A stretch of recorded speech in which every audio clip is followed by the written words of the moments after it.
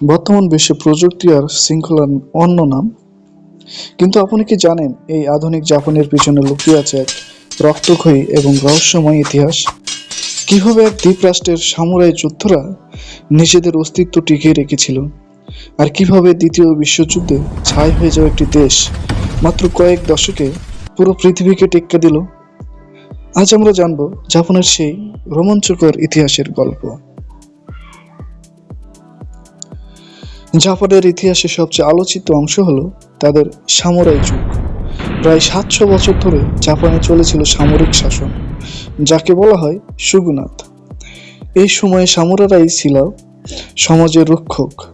তাদের জীবন চলত বুশিডো বা সম্মানের কোড অনুযায়ী।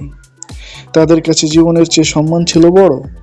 এমনকি যুদ্ধে পরাজিত হলে তারা সেপফুক বা আত্মহত্যার মাধ্যমে নিজের সম্মান রক্ষা করত। বিচ্ছিন্ন জাপান ১৬০৩ থেকে ১৮৬৮ সাল পর্যন্ত জাপান প্রায় ২৫০ বছর বাইরের পৃথিবী থেকে সম্পূর্ণ বিচ্ছিন্ন ছিল। একে বলা হতো সাকুকু। কোনো বিদেশি জাপানে ঢুকতে পারতো না, আর কোনো জাপানি বাইরে যেতে পারতো না। এই দীর্ঘ সময় বিচ্ছিন্ন থাকার ফলে জাপানের সংস্কৃতি এতটা অনন্য এবং শক্তিশালী হয়ে ওঠে। মেইজি পুনর্গঠন। কিন্তু ১৮৬৮ সালে জাপানের আমূল পরিবর্তন ঘটে। সম্রাট মেইজি ক্ষমতা ফিরে পান এবং শুরু হয় মেইজি পুনর্গঠন। মাত্র কয়েক বছরে মধ্যযুগীয় একটি দেশ থেকে জাপান একটি আধুনিক শিল্পোন্নত রাষ্ট্রে পরিণত হয়। তারা সামুরাই প্রথা বিলুপ্ত করে, আধুনিক সেনাবাহিনী গঠন করে এবং পশ্চিমা শিক্ষা গ্রহণ করে। দ্বিতীয় বিশ্বযুদ্ধ ধ্বংসলীলা। জাপানের ইতিহাসের সবচেয়ে অন্ধকার অধ্যায় হল দ্বিতীয় বিশ্বযুদ্ধ।